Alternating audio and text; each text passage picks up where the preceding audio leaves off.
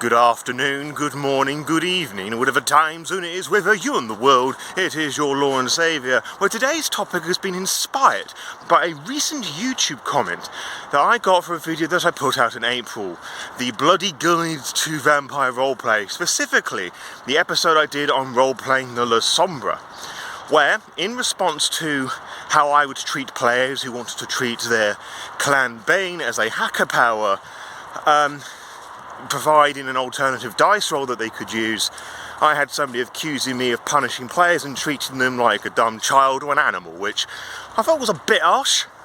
However, I do think this is worth discussing, not as a nag, but I think there's actually some good conversation that could be had out of this. And allow me to provide some context for you, if you have no idea what I'm talking about. In Vampire the Masquerade 5th edition, the Lasombra have left the Sabbat. Well, under half the population of the Lasombra have left the Sabbat, and they've joined the Camarillas, all explained in Chicago by Night, and I've explained this before many times in a couple of videos. They're quite long videos, so they're taking up a bit of time. Anywho, and the writers also altered the weakness a little bit. Yes, they still can't be seen in mirrors, and they still have that whole light sensitivity thing going on, I believe. One of the things they have going on is that they can't handle with technology, like something to do with their brand of Oblivion. You know, it doesn't allow them to use technology in phone calls all that well, and it's caused great discussion over the years. And the way that Matthew Dawkins described it on his video, and to be honest, this is kind of my line of thinking as well, is that their power does not come from this plane in the universe, like it comes from the abyss, the underworld, like deep down in the underworld. So they're not exactly of this world, and it's kind of a response to that. It's a very alien sort of thing, you know, which is also why they can't be seen in mirrors and such, which I think is a very interesting line of thinking. However, as I've mentioned in that episode, the Bloody Guide to Vampire Lasombra roleplay, there was a lot of people I have seen who have used this weakness and decided to turn it into a weird hacker power, which I think is just a little cringe. And before you lot start writing in the comments about how awful I am for dare thinking this, let alone saying it, this is all my personal opinion. Like, if you don't think it is, that's cool, power to you, but oops. I don't have any hard feelings because you feel differently. That's just all my opinion, and you're on my channel to hear my opinion, for which I'm very grateful for. So the idea that I suggested, this seemingly controversial idea to this one individual, is that when you have the players make their dice roll to use that bit of technology, now the book says you put like a -2 difficulty or whatever, like take 2 dice away or something like that, I don't remember, or it's connected to your Bane severity, I don't exactly remember, so the game already punishes you for using technology. Is that the idea that I suggest is that when you have them make that particular technology roll, you borrow an idea from Way of the Apocalypse of Rage, in that you're actually looking for failures to enter frenzy with the rage dice, or to pop the Chronicles swarm, as it were. So if you fail, you do the thing that you intend to do, and if you succeed, something dreadful happens, which, if I just break that down in its most bare bone basics, is that you roll dice, if you fail, something bad happens, or doesn't go exactly your way, which is really no different to any other role in a TTRPG. And sometimes with games, like, it tells you what happens if you fail, like something really bad happens, or you get a botch, or whatever. And this person thought that was me punishing them. And I just don't think that a clan weakness, something that a clan can't control, should be something that they could use to their advantage, in that they can try and determine the outcome.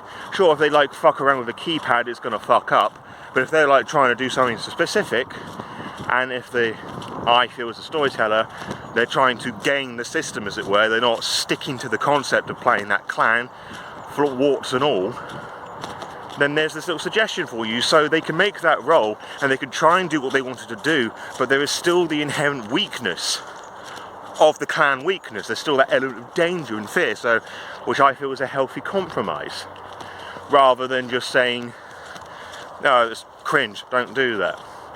Which does lead me onto the topic of this video, that storytellers and games masters shouldn't be afraid just to say no sometimes.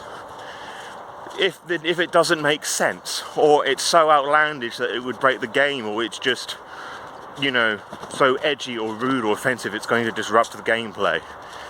Like, don't get me wrong, I'm all in favour of the rule of cool, or the golden rule as it's referred to in World of Darkness games. Like, bending a particular power usage here and there because somebody has this creative idea, and then the storyteller goes, you know, it doesn't usually work like that, but that's so cool and really interesting, I will allow that. And sometimes, like, they could bend the rules a bit more to fit that narrative a bit more, so the player could do what they want. Like, something I saw once is that somebody wanted to use compel in a gunfight on 2 people, and they didn't have to feign for it, forgetting how that rule worked. And the games master went, compel with dominate for V5, obviously. And the games master went, alright, in this instance you can, because of the urgency and everything else that you described, but you're going to have to spend a point of willpower to do that as well, you know, just to fucking, you know, urge that out of you in this one instance. Which I felt makes sense. Of course, if it didn't make sense, I wouldn't do that in my game. You know, we're all entitled to do things how we want to. We shouldn't really police each other how we should enjoy our games, which I know some people may think I may well be doing here. But I'm not. I just feel that the games master should say no sometimes. It's always great to say yes and no, but, you know, all those variants, rather than just saying a hard yes or no, to provide compromises and some interesting drama. But I do think, to an extent, that may have gone to some people's heads. Like, a common example is like, oh, you roll nat 20 on that charisma roll for your bard, now you get to bone the dragon, where realistically, in that scenario, getting a nat 20 with that dragon isn't going to get them to, like, split you in half with their massive dragon dick. That's just going to stop you being killed. Like, let's just think logically about this for a moment. And so with this particular Lasombra example, when I had a player who wanted to try and do certain things, very much aware of their weakness, I had gone, yeah, you can, but this is what's going to happen if you fail, you know, because we're looking for failures here, rather than successes, or at least that's how I worded it. I talked a bit about this in my Chicago by Night campaign diary, which you can go and watch via a playlist that's going to appear at the end of the video. I just feel that whilst it's all a bit of a collaborative storytelling affair, which is all very good and important, I don't feel that means that this games master should say yes to absolutely everything. Most things, absolutely, but not everything. And as I alluded to earlier on, saying yes to some ideas might ruin the enjoyment of other players. Like, let's say that you have a bit of espionage and the players are trying to, like, sneak through a club or a warehouse, you know, to try and find that particular high-end target. And you have that one player who goes, I'm going to draw out my guns and mow everyone down. Now, if we take the idea that the games master should always say yes, in its most literal sense, that is probably going to ruin a lot of fun for a lot of people. However, you then make a compromise and perhaps feed it into the plan. Maybe you do it once you found the target, or you have that as like a particular emergency plan, like if you fail your stealth rolls or whatever, you have this backup plan so you don't get completely fucked over, or you bring some heavier weapons with you if you can. You know, so if you do get caught, you're not going to be left completely in the dark and at a disadvantage, which is an instance where you say yes, but, and you find a bit of a healthy compromise. But there's also maybe scenarios where you can't do that, and you're trying to blend in a bit more rather than sneak your way in, you know, like all crouch and stealth and like hiding behind things, so to speak. You may want to blend in, so being all like high fancy suits and whatever, but bringing in grenades and rocket launchers might be a little bit silly. So, it all depends on the circumstance, really. There's some times where you just have to say no, and there are other times where you'll have to say yes but or no but. Again, it's all dependent on the circumstance, which is very important. To present the inverse of that, you may be put in a situation where you have to fight or do the best that you can to survive, and somebody who's playing a pacifist who has some weapons or some magic or whatnot that could help the party out, but say, oh, I don't believe in war, I don't think violence is the answer to everything, I'm not going to do anything, might also ruin a lot of fun for the people. It may get them killed, which would probably upset people in that circumstance. But the storyteller, games master would probably have to go, no, you have to partake somehow, you know, and actually help out your players so they don't die, you know.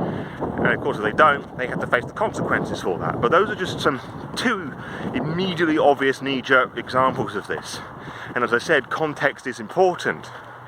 And anybody who's watched my stuff for any amount of time would know that I do put the story before the rules and mechanics. As I said, I'm all in favour of the rule of cool if I think it makes sense and it provides like a really cool opportunity.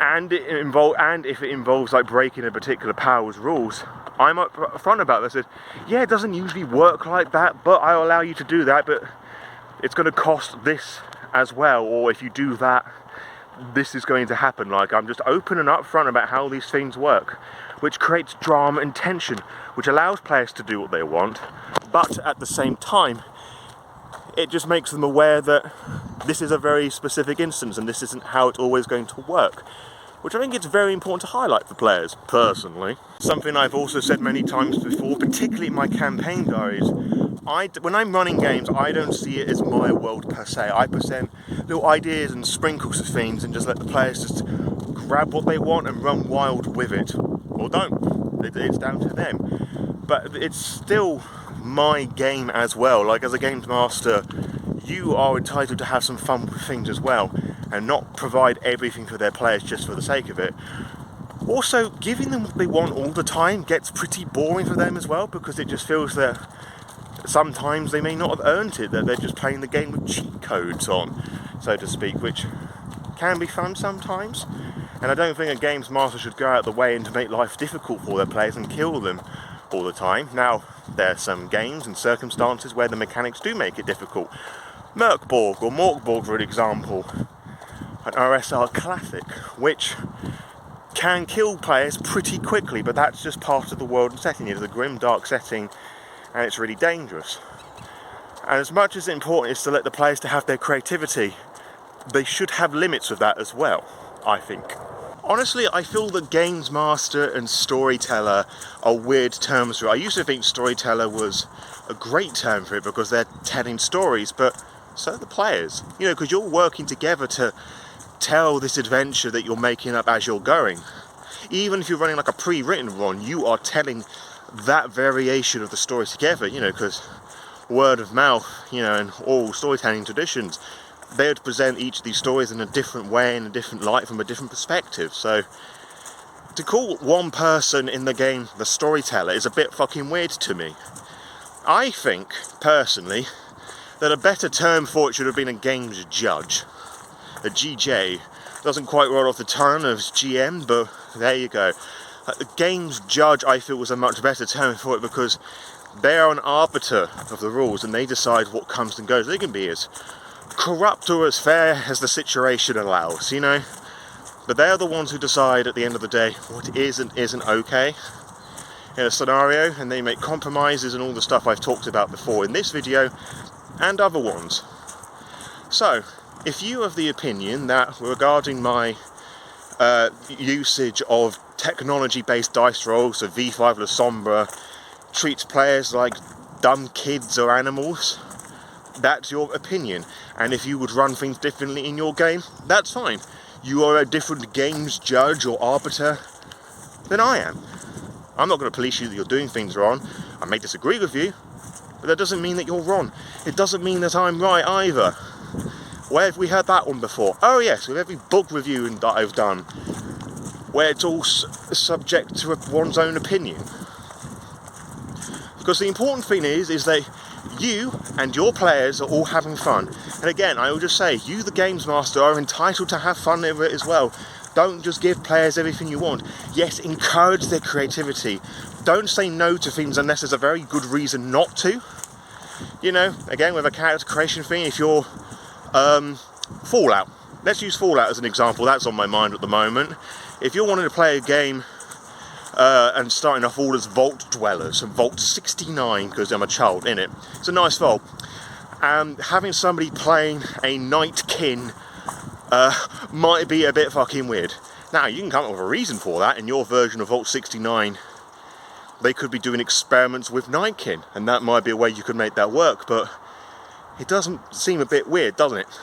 So yeah, Games Masters, encourage creativity. Players, encourage creativity. Know your limits. Games Masters, know your limits as well.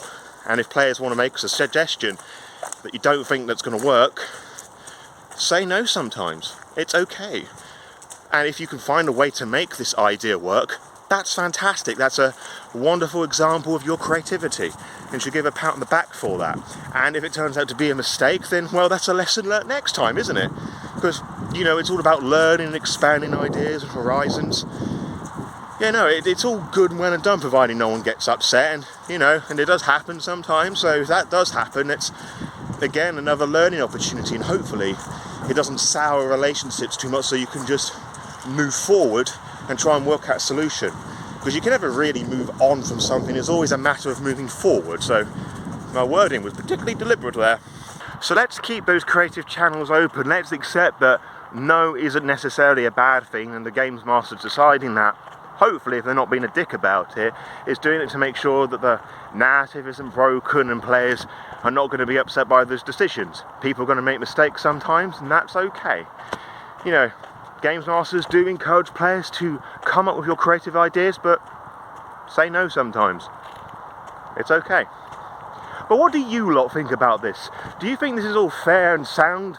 Am I being an arsehole picking on this one comment on YouTube, or am I totally based in my opinion? Let me know about your thoughts and opinions down below. I generally do enjoy reading it, the good, bad and the ugly, because it helps me to learn to do better as well and to take things into consideration. Again, even if I don't agree with them all, it's good to be open-minded about these things and like absorb different takes and opinions and just be aware of other options, you know. And whilst you're down there, you can purchase a whole load of Vampire the Masquerade and World of Darkness books on Drive-Thru-RPG to help support the channel financially. Because if you purchase them with those special affiliate links, I get some of the money back because, as I said, I'm an affiliate, and that little bit of coinage I get from it helps to go a long way in the long run. But if you can't do that, I understand, times are hard and whatnot, and, you know, I understand that people may not want to do that, which is fine. Don't have to, but it's there if you'd like to and help support the channel. And whilst you're down there, don't forget to like, subscribe and share this video with any and all that love with what I do. And I'll see you next time on the next upload, whatever that may well be for you. And until next time, farewell.